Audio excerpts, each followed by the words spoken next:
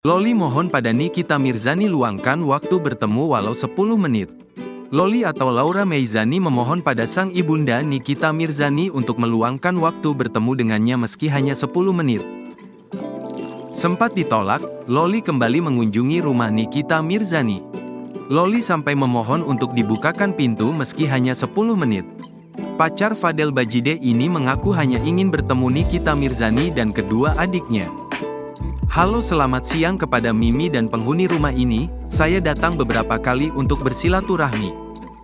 Loli datang dengan maksud baik dan Loli hanya ingin bertemu dengan Mimi dan adik-adik, tulis Loli di Instagram Story, Selasa, tanggal 16 April tahun 2024. Mantan kekasih Sean Michael Alexander itu pun berharap ibunya tak menolak kunjungannya lagi.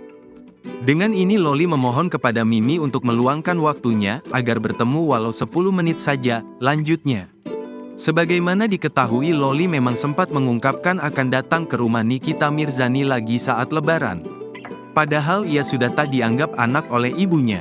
Pasti, nanti akan ke situ, rumah Nikita Mirzani. Kalau dibukain pintu ya, terangnya di kawasan Tendean, Jakarta, Minggu, tanggal 7 April tahun 2024.